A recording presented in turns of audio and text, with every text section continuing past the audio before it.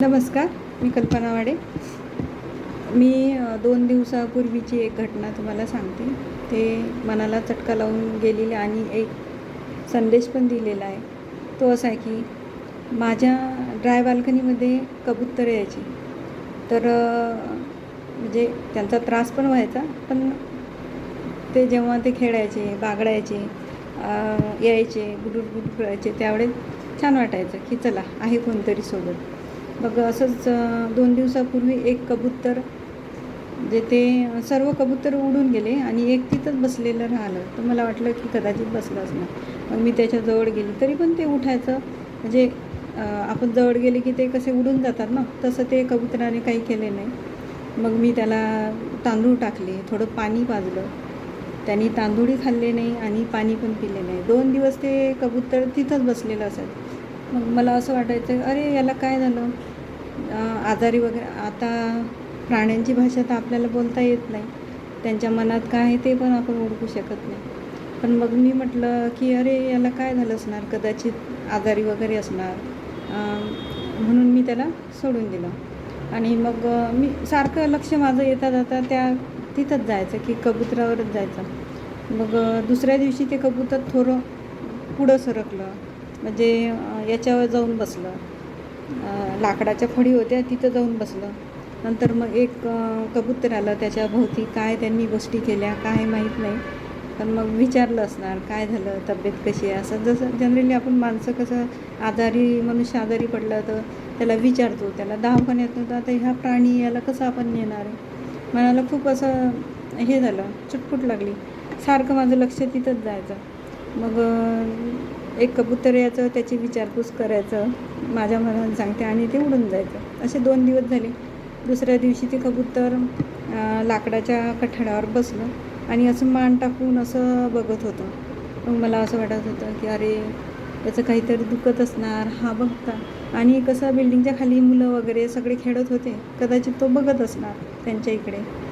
मग तरी पण माझ्या मनात त्याचं हेच की अरे काय करावं आपण. आता जर त्याची भाषा जर मला आली असती तर मी काहीतरी केलंच असतं.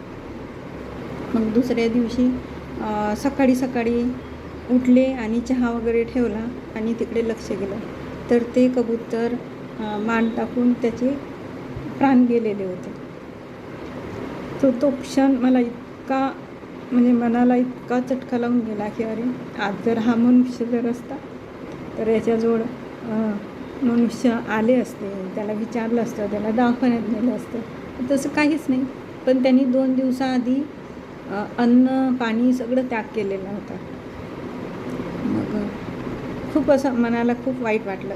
अख्खा दिवस माझा त्याच्यात गेला. अरे की या प्राण्यांचं कसं असते की प्राण निघून गेला, त्यांचा देह तिथं पडलेला असतो. जर कोणी उचलला तर उचलला, नाही तर तो तिथंच असते पडलेला. मनुष्याचं तसं नाही. मनुष्य जर असंच काही ठिकाणी खूप प्राणी असे गाडीच्या खाली चिरडल्या जातात, काही पक्ष्यांना आपण मारतो, हे करतो. तर प्लीज माझी कृपा, म्हणजे विनंती आहे की जर कुठं असा प्राणी जर दिसला तर त्याला म्हणजे जसं मनुष्याला हे करतात तसं त्याची पडलेला असल्यावर तिथून त्यांना दुसऱ्या ठिकाणी नेऊन त्याला म्हणजे माती वगैरे हे करून त्याला हे करा, असं म्हणजे कडकडून माझी विनंती आहे. जर कुठं असा प्राणी वगैरे काही दिसला तर तुम्ही प्लीज त्यांच्यासाठी. आता हे कबूतर असं 2 दिवस खूप असं म्हणजे पडलेलंच होतं. शेवटी मी वॉचमन काकांना सांगितलं की वॉचमन काका हे कबूतर मेलेलं आहे, तुम्ही. त्यांनी उचललं आणि कचऱ्यात फेकून दिलं. मनाला खूप वेदना झाली की अरे कसं असं की एक मनुष्यात देह असेपर्यंत किती उड्या मारायचा, इकडे फिर तिकडे फिर, याच्यावर बस त्याच्यावर बस, म्हणजे त्यांचं हे चालायचं. आज तो मरून पडलेला आहे तर त्याच्याजवळ कोणीच नाही त्याला बघायला. खूप असं मनाला वाईट वाटलं.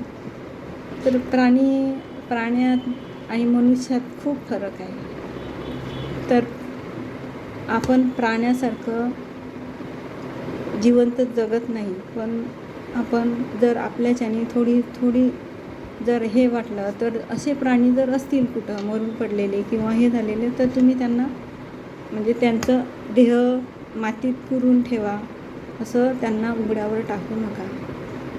असं मला 2 दिवसापूर्वी तर खूप वाईट वाटलं. म्हणजे माझ्या मनातून अजून ते गेलेलंच नाही आहे. तर अशी ही घटना घडली आहे आणि मनाला एक हे देऊन गेली की मनुष्याचे प्राण निघून गेले तर हा देह उरलेला असतो. हे देह काही कामाचं नाही. तर जोपर्यंत आपण आहे तोपर्यंत सगळ्यांशी आनंदाने आणि जे मनात काही असतील कोणाच्या विषयी किंवा राग हे द्वेष, तर ते मनातून काढून टाका. काहीच एकदा देह निघून गेला की संपलं. 4 दिवस आपल्याला लोक हळहळ करतील, हे पण नंतर जीवन आपलं रुटीन त्यांचं चालू होणार आहे. तर त्यासाठी सर्वांशी आनंदाने वागा, गोड बोला, कोणाचा राग करू नका, हीच माझी विनंती. धन्यवाद.